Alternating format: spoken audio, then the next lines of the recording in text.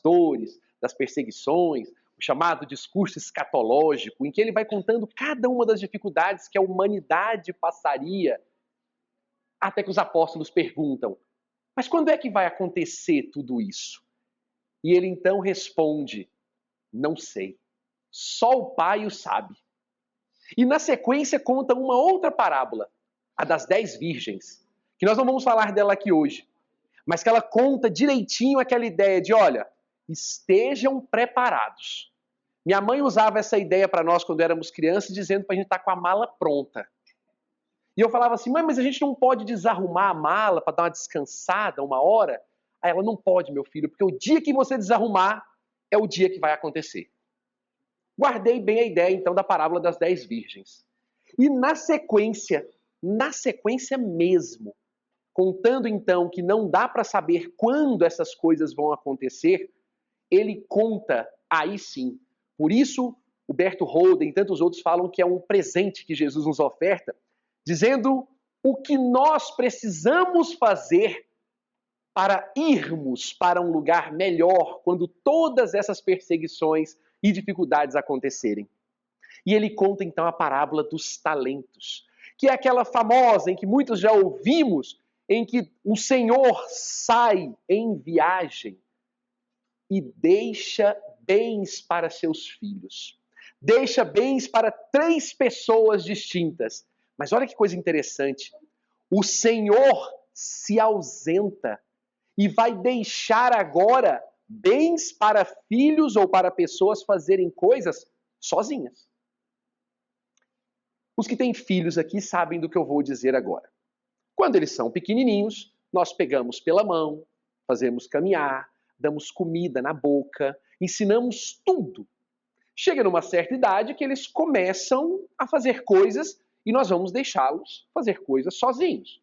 Quando eles crescem ainda mais, nós vamos deixá-los fazer outras coisas ainda mais sozinhos. Porque se ficarmos cuidando de uma criança de 45 anos como se tivesse 2, nós não vamos deixá-la crescer. Então, nessa ideia, a parábola já diz: em algum momento eu vou me ausentar para deixá-los crescer. Mas não vou deixá-los sozinhos. Eu vou lhes dar talentos. Vou lhes dar oportunidades. Vou lhes dar riquezas para que vocês possam crescer sozinhos. Até aqui eu ajudei. Fiz caminhar, ensinei a comer, fiz com que esses espíritos pudessem fazer certas coisas. Mas agora vocês vão caminhar por si só. Então entrega 5 talentos para um, 2 talentos para outro e 1 talento para um terceiro. Os 2 primeiros multiplicam os talentos. E aqui vale a pena, antes da gente falar sobre o que é multiplicar talentos, a gente parar para pensar com carinho. Ah, eu conheço a parábola. E eu sei que esse que ganhou 5 e 2 talentos, Deus os recebeu bem. O Senhor, quando foi lá tomar conta disso, eles foram bem recebidos. Eu quero ser um desses. Mas antes da gente pensar nisso, é bom que nós lembremos o que o próprio Jesus conta na parábola ao dizer que entregou 5, 2 e 1, conforme a condição de cada um. Então, se a gente pedir hoje 5 talentos, vamos fazer uma reflexão assim bem interessante. Imaginemos Chico Xavier. Foi bem mencionado aqui, tem uma foto dele aqui. Chico Xavier, nem vou falar de Jesus, vou falar de Chico Xavier. Chico Xavier era um homem que a vida inteira dedicou-se ao outro. Passava horas atendendo o próximo. Faltava uma série de compromissos sociais para poder atender as pessoas.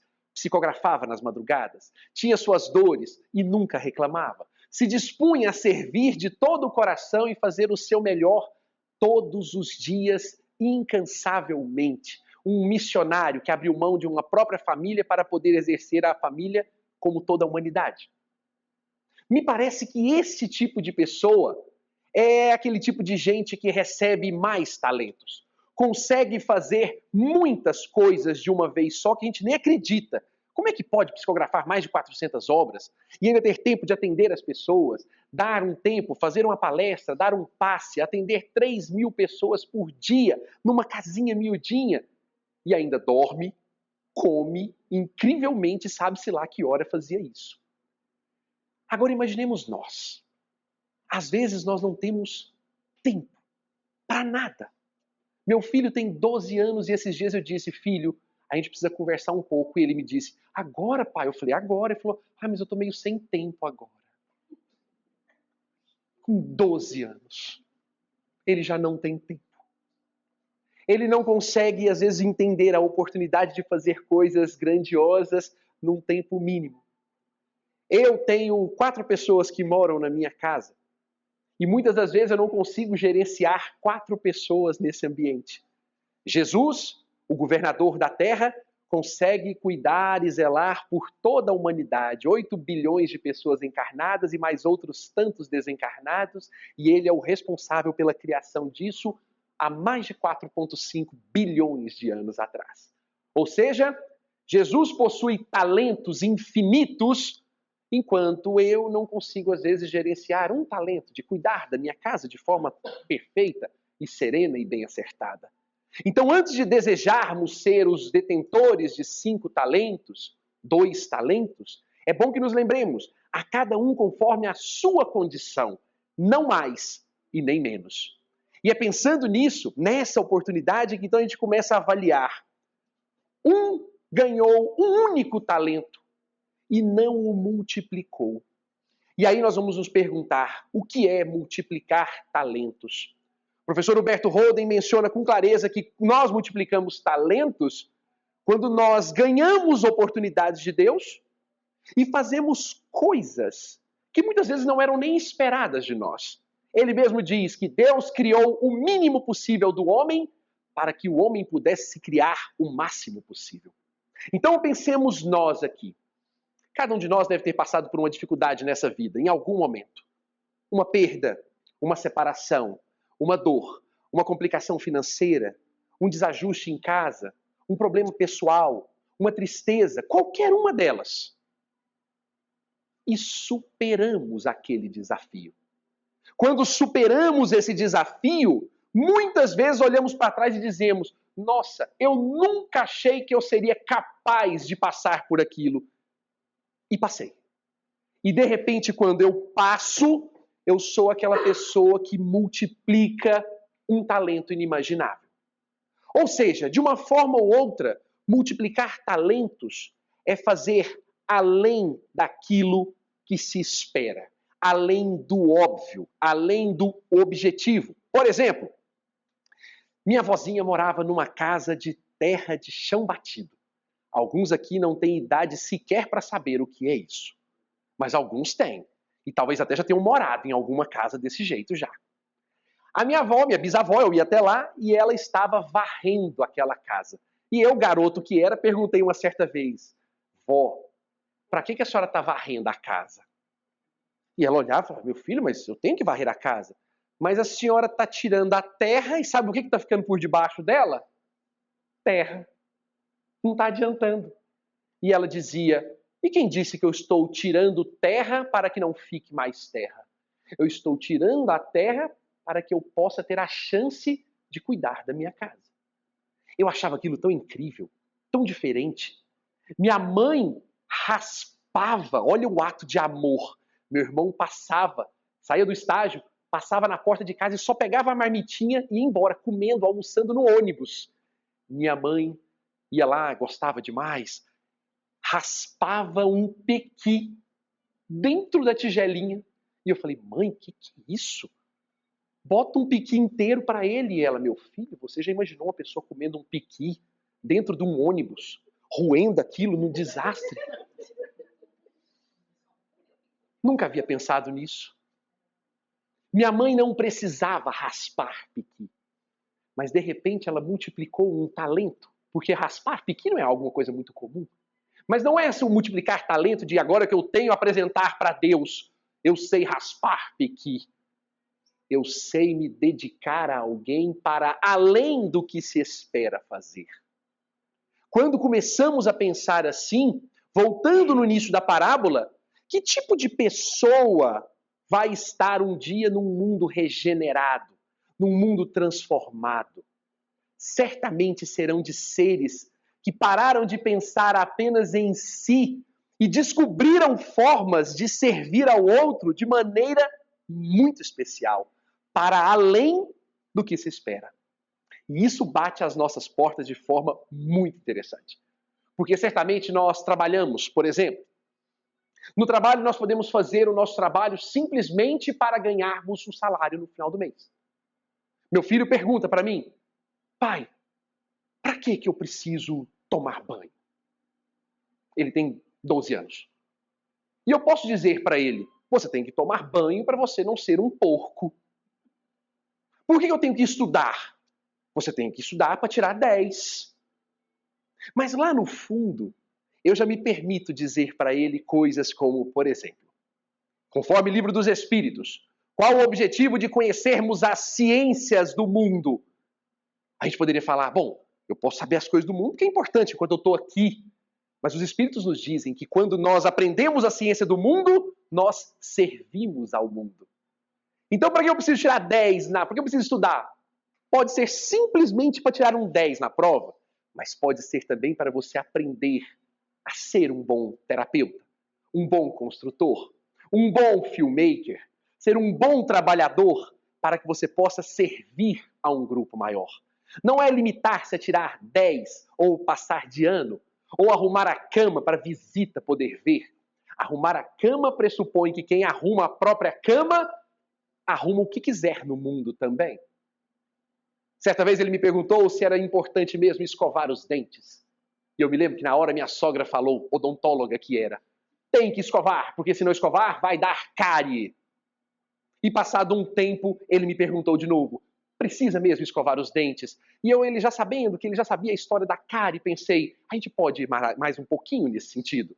Eu disse a ele, meu filho, quando você desencarnar, você vai devolver este corpo para Deus. E é importante que ele esteja o mais bem cuidado possível. Escovar os dentes faz parte do processo. Parece grande demais para uma criança de 12 anos. Mas nunca mais ele me perguntou para que escovar os dentes. Tem dia que ele não escova. É bom lembrar isso. Não virou um espírito puro não, tá? Não virou não. Continua deixando de escovar os dentes alguns dias. Mas de alguma forma começa a haver uma lucidez de para que fazer as coisas. Eu posso simplesmente, se eu sou, por exemplo, um servidor público, eu posso bater um carimbo e assinar um papel e passar aquilo adiante? Bater um carimbo, assinar um papel e passar adiante? Ou eu posso bater um carimbo, assinar um papel e fazer isso de forma diligente, o quanto antes, com muita sabedoria, porque eu sei que lá na ponta alguém está sendo beneficiado com o meu trabalho. E não é simplesmente por um salário ao final do mês, mas por algo maior. Assim nós começamos a entender a multiplicação de talentos e perceber que no final das contas, aquele que enterrou o talento, na verdade não foi simplesmente escondê-lo, é porque pensava só em si. Tanto é que na hora que ele justifica para o Senhor, Senhor, sei que semeias, sei que colhes onde não semeias, que ceifas onde não faz joirar, mas eu tive medo, e então guardei o meu tesouro que o Senhor me deu. Está aqui ele de volta. Se nós temos um talento, qualquer que seja ele, eu sei cantar, por exemplo, canto bem, mas passei a vida inteira cantando apenas no chuveiro. Não cantei para as pessoas. Se eu sei falar, mas falei apenas para dentro. Se eu sou um excelente frentista de posto e simplesmente me limitei a colocar combustíveis sem nunca olhar para uma pessoa e dizer bom dia, seja bem-vindo ao nosso posto. Se eu sou a pessoa que serve o copinho de água na saída do passe, pensando, eu estou com um serviço tão pequenininho, mas quando eu sirvo aquela água, eu posso olhar para a pessoa e dizer, vá com Deus. Porque aquele que doa, ele pode fazer de milhares de formas. Eu vou, por exemplo, participar de um sopão à noite, entregar comida para uma multidão nas ruas. Eu posso pegar, por exemplo, um copo de sopa e jogar na pessoa e sair. A pessoa vai comer aquele pouco e vai matar a fome. Eu posso entregar com ternura o copo de sopa e sair, ela vai comer e vai matar a fome. Eu posso entregar e olhar nos olhos dela e dizer boa noite. Eu posso entregar, olhar nos olhos e dizer: qual o seu nome? Eu posso entregar, olhar nos olhos, perguntar o nome e sentar ao lado, desde que tudo isso me permita. E cada vez mais, em cada um desses gestos, nós vamos inclusive visualizar outras parábolas, como a do bom samaritano, e perceber que a cada ato, deitou o vinho, deitou o azeite, colocou a pessoa na cavalgadura, levou para o hotel. Em cada uma delas nós estamos multiplicando talentos, descobrindo possibilidades novas de fazermos coisas diferentes por quem nunca fazíamos antes. De forma muito clara, para quem teve a felicidade de ler o livro Ação e Reação, de André Luiz, ali Hilário pergunta ao ministro Sânzio: Ministro Sânzio, o que é o bem verdadeiro? E o ministro Sânzio então dá uma explicação daquelas que a gente nunca mais esquece. O bem é entregar justiça, fraternidade, amor, sabedoria a todas as criaturas existentes. E ministro Sânzio, o que é o mal? O mal, meu filho, é entregar amor, sabedoria, compaixão, exclusivamente a si mesmo. Quando nós escutamos isso, nós entendemos com clareza que quando pensamos apenas em nós, nós estamos sepultando o nosso talento, guardando a oportunidade de pensar em como posso servir a quem caminha comigo. Uma das perguntas mais incríveis que vi certa vez, inclusive numa igreja belíssima, era um curso para noivos, e eu achei muito bacana que me chamaram para participar lá, para falar com as famílias. E aí um padre entrou e ele disse: seria muito eu feliz, desse jeito, se eu fosse casado e pudesse todos os dias acordar e olhar para minha família e perguntar: como posso fazer essas pessoas felizes hoje? E quando ele fez essa pergunta, todos nós ficamos pensando ali na hora: vamos multiplicar os nossos talentos se começássemos a pensar nessas coisas. Olhar para as pessoas de nosso lar. E detalhe, as pessoas de nosso lar certamente vão ser aquelas que vão estar brigando conosco, desrespeitando os pais. Aquele dia que algumas pessoas vão estar naquele dia ruim, que caiu da cadeira e não teve bom humor com a cadeira caída. Vão estar com falta de vontade. Porque Deus não vai nos ofertar pacotes de virtudes, pacotes de talentos. Ele já nos entregou talentos quando nascemos. Daqui para frente, como dissemos, ele se ausenta e fala: agora é contigo. E como é que ele vai, por exemplo, testar paciência? Vou lhe dar paciência. Senhor, me dê paciência, por favor. Ele não vai me dar um pacote de paciência. Ele vai dar, por exemplo, um vizinho que toca funk a tarde inteira, no domingo, quando você quer dormir. Ele vai lhe dar aquele filho que te desafia nos detalhes, nas mínimas palavras que você fala, ele já te contraria. Ele vai te dar uma pessoa, um chefe, que vai te mandar fazer 1000 coisas que você não é capaz de fazer, mas ele quer que você faça para ontem, te fazendo ódio. Mas você tem a opção de, ao cair da cadeira, rir, agradecer, ou simplesmente reclamar e continuar sem treinar aquele talento. Se eu quero humildade, Deus não vai entregar um pacote de humildade? Certamente vai estimular-lhe a vaidade, o orgulho, a onipotência em todos os trabalhos.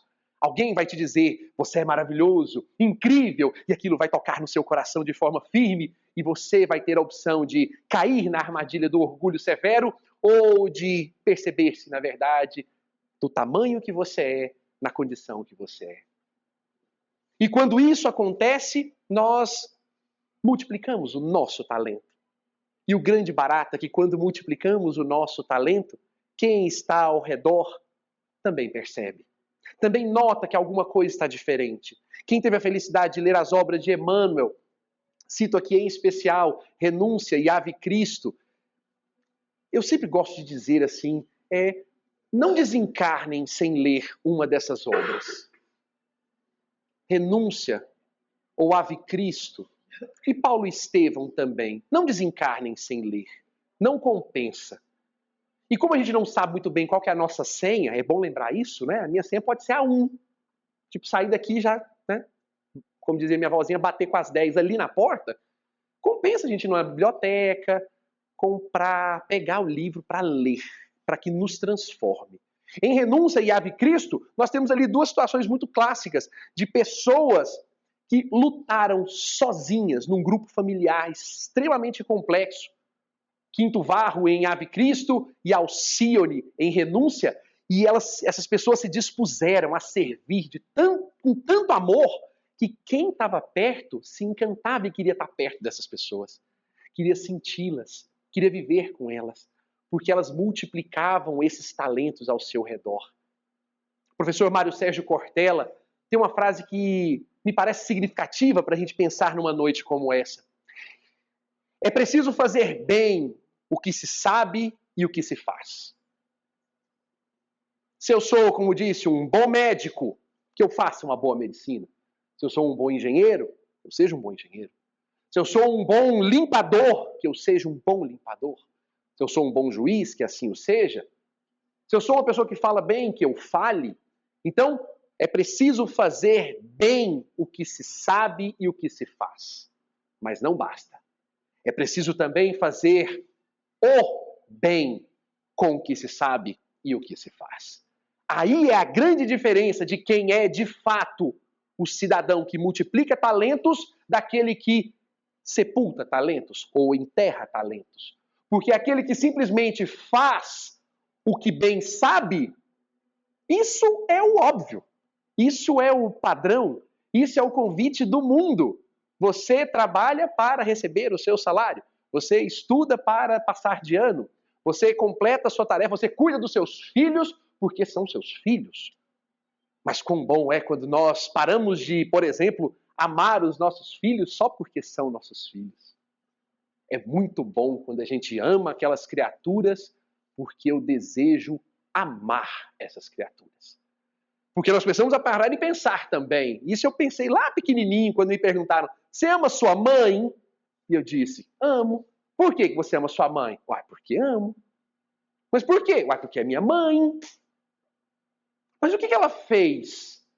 E essa foi a pergunta mais difícil que eu tive que responder. Porque minha mãe fez tudo para mim. Tudo. Mas depois de crescido, fiquei me perguntando, e se aquela mulher não tivesse feito absolutamente nada disso por mim? Será que eu teria deixado de amá-la porque ela não trocou minha fralda, não me colocou na escola, não cuidou de mim nos dias em que eu passei mal, não me deu comida? Porque se assim o for, então nós ainda estamos caminhando naquele amor que permite a troca. Eu te amo se você me for útil. O dia que você não for mais útil, eu não te quero mais. O dia que você fizer por mim as coisas que eu quero, eu te amo. O dia que você não puder fazer mais, eu deixo de te amar. Então, quando começamos a pensar nas pessoas e nas coisas que fazemos, começamos a perceber, eu gosto tanto de ficar com meus filhos. E quem me ensinou essa oportunidade de sentir-lhes e multiplicar um talento foi meu pai, que em 2017, prestes a desencarnar, estava com uma doença muito severa, um câncer muito avançado. E naquele tempo, eu fui visitá-lo. Cheguei com todo carinho, preparei-lhe uma comida e falei, pai, vamos comer uma maçã. E ele adorava maçã. Adora maçã, eu tenho certeza que ainda está comendo maçã do tanto que ele gostava. Disse para mim, não vou comer maçã. Esse tratamento está acabando com o meu paladar. Eu não sinto mais o gosto das coisas. É a mesma coisa quando eu pego seus meninos e boto no meu colo. Eu passo a mão na cabeça deles e não sinto aquele calorzinho. Quando meu pai falou isso, eu olhei e falei, oi, calorzinho? E eu sou daqueles que gosta de pegar menino, joga pra cima, pula, corre, joga pro lado, sai correndo, faz tudo. Mas o calorzinho? Despedi-me do meu pai, coloquei ele para dormir, coloquei a coberta nele, saí e fui embora para casa. Cheguei, brinquei com os meninos um pouco, quando minha esposa chegou então e disse, dormi, tá hora de arrumar material, vai pra escola amanhã e tal. Eu falei, pera lá. Peguei os dois, botei no meu colo.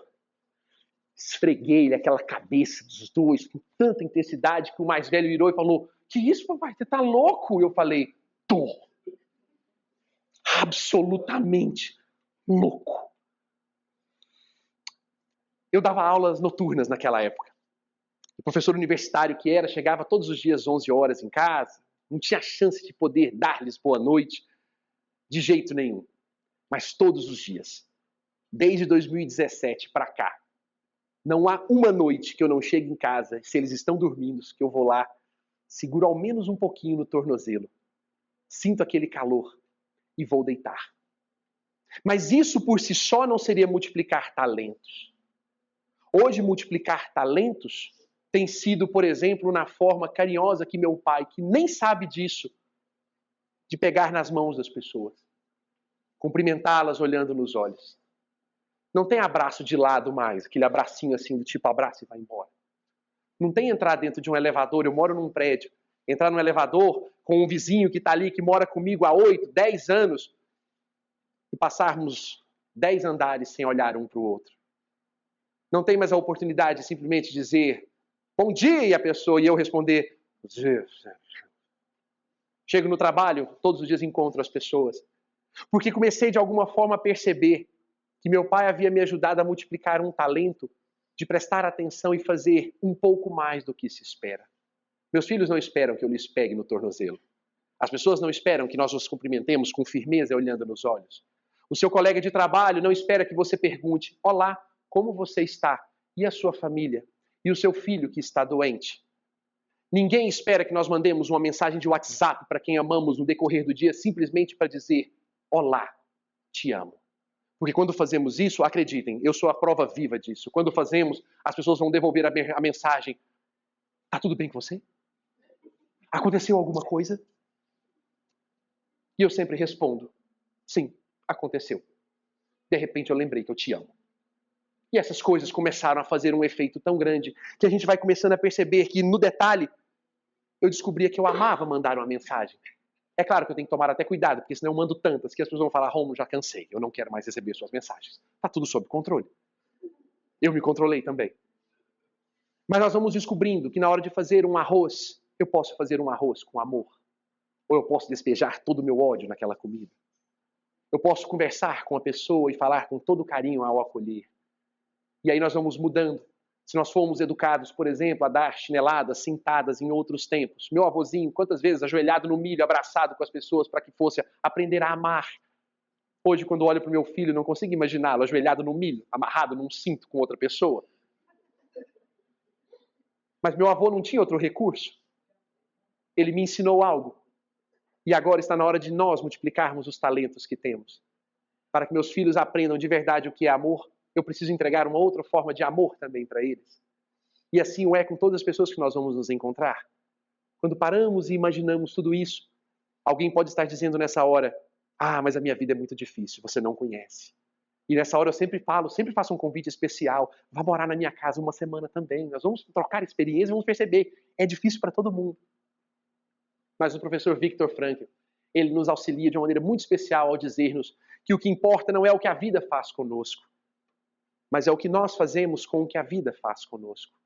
E o professor Viktor Frankl foi morador de 4 campos de concentração, viu a sua família ser dizimada no período da Segunda Guerra e ainda assim criou o existencialismo moderno dentro daqueles ambientes para mostrar que nós somos capazes sim de multiplicar, mesmo estando na condição mais dura e crítica que pudermos imaginar. É por isso que uma noite como essa nos faz um convite sereno, nos faz pensarmos que no final das contas nós não estamos aqui simplesmente para acordar, pagarmos conta, trabalharmos, almoçarmos, jantarmos, dormirmos, acordarmos, pagarmos boleto, almoçarmos, jantarmos. Porque isso é o básico. Isso é o oficial da existência de qualquer cidadão, de qualquer criatura. Mas quando vamos lá em Kardec, qual é a grande ideia da vida? Nascer, morrer, renascer, viver de novo e progredir sempre. Esta parte do progredir sempre depende muito dessa nossa multiplicação de talentos. Porque senão vamos vir vivendo num círculo comum de uma existência que vai sempre se repetir e só vai ser diferenciado o dia que nós multiplicarmos, porque aí sim o Senhor, quando voltar, nesse dia que só Ele sabe, Ele há de nos perguntar: o que fizeste dos talentos que te dei? E nós vamos poder dizer: multiplicamos. Eu não simplesmente bati um carimbo e assinei, eu bati o carimbo, assinei e sorri para quem lá estava. Eu não simplesmente eduquei, mas eu eduquei e amei quem lá estava. Para quem viu as obras de André Luiz, deve se lembrar que ele, em Nosso Lar, quando foi resgatado, médico que era, foi levado então a um hospital e pensou consigo: eu sou médico, agora eu estou aqui, vou exercer a medicina. Quando ele chega no lugar, ele percebe que a sua medicina, o seu talento, não é que ele não era um talento verdadeiro, era. Mas o tempo inteiro, enquanto ele esteve ali, foi um talento exercido exclusivamente no formato te atendo, você me paga. Aquele terapeuta que nem te olha. Já foram em algum terapeuta assim? Ele não sabe nem se você é grande, alto ou baixo, porque ele não te viu. Ele não te olhou. Acontece. Acontece. E ele percebe que a sua medicina era frágil. E aí então ele vai varrer o chão. Ele vai escovar o chão. E alguém inadvertidamente vai dizer: tá vendo? Está sendo castigado. Foi rebaixado de médico a faxineiro. Mas se assim nós pensarmos, nós vamos cometer um grave engano. Porque se assim pensamos, Jesus nunca poderia ser carpinteiro. Jesus deveria ter sido o rei dos reis de toda a humanidade. E, no entanto, colocou-se na condição do que serve. Então, quando André Luiz foi colocado para varrer e faxinar, limpar a sujeira dos pacientes, não foi como castigo. Se nós estamos hoje numa condição que não é a que queremos, ele foi lá colocado para que ele pudesse enxergar como se multiplica talentos. E Narcisa, então, a enfermeira doce, servidora do Cristo, aparece e ama aqueles pacientes de uma tal forma que ele percebe que não era simplesmente conhecimento. Tinha muito mais para aprender a multiplicar os talentos. Tanto que ao final da própria obra, ele também consegue cuidar, amar daquele que agora era o esposo de sua ex-esposa. Então, numa mesma obra, nós percebemos que não era um castigo. As dores que nós passamos hoje, e pegando muito bem o que o Roberto nos trouxe aqui no iniciozinho, a lúcida noção de que se nós hoje caímos da cadeira de alguma forma, se nós hoje passamos por algum embaraço da existência, se nós hoje sofremos por alguma coisa, não nos esqueçamos. É o convite divino a nos dizer: multiplica agora o talento que você tem. Multiplica agora aquilo que você acha que não dá conta. Ah, eu queria engravidar, estou aqui lutando e não consigo engravidar. Multiplica a fé e a confiança. Ah, eu estou passando dificuldade com meus filhos, não consigo dar-lhes sequer a comida. Multiplica a força e a fortaleza desses seres também, porque essa vai ser a hora. Porque na abundância, você não vai testar isso.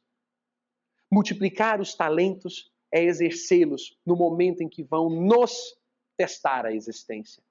E claro, eu deixo aqui como último recado, porque palavras muito significativas de uma senhorinha de nossa terra, ela sequer era espírita, mas tenho certeza que nos deixou um recado tão valioso para que nós pensássemos: como é que eu posso multiplicar os talentos dentro da minha própria casa? No detalhe, no rigor do lar, ela nos dizia assim: eu não sei se a vida é curta ou longa demais, mas sei que nada do que fazemos tem sentido se nós não tocamos o coração das pessoas. Muitas vezes basta ser um colo que acolhe, um braço que envolve, uma palavra que conforta, um silêncio que respeita, uma lágrima que rola ou um amor que comove. E isso não é coisa de outro mundo. Isso é o que dá sentido à vida. É o que faz com que ela não seja nem curta e nem longa demais, mas que seja infinita, eterna e pura enquanto durar. Que as palavras de Cora Coralina possam de alguma forma tocar-nos, para que nós pensemos a partir de hoje: eu não preciso dos grandes feitos para multiplicar talentos. Eu preciso dos pequenos atos para fazê-los. O próprio Jesus diz isso lá na parábola. Foste fiel no pouco. Se nós formos fiel neste pouco, nós não estamos falando aqui de saber cantar, dançar, exercer medicina, ser engenheiro, formado em química, biologia, em todas as áreas do conhecimento humano. Nós estamos falando de sermos seres efetivamente melhores no pouquinho que podemos fazer, no cadinho de cada dia. E assim, meus amigos, eu tenho certeza que nós vamos então cumprir a tarefa máxima, que é aquilo que Emmanuel, de uma forma muito brilhante, nos coloca a clareza de dizer-nos que quando o martelo bate no prego, quem vê de longe pensa que o martelo está destruindo o prego. Mas quando termina o trabalho, o prego firma a mesa, firma a cama. E nós, à medida que a vida bate de alguma forma também, quando nós multiplicamos as nossas habilidades, não somos apenas um prego agora. Somos parte de uma estrutura muito maior, de um mundo muito melhor, firmes, cumprindo o nosso trabalho. Que Deus nos ajude nessa tarefa, nos proporcione oportunidades imensas nesse sentido. E eu agradeço de toda a sorte, nesse momento, o carinho de cada um na escuta, porque certamente aqui também estamos todos desenvolvendo um outro talento, de ouvir. E eu lhes agradeço de coração por essa oportunidade de conversarmos a respeito disso.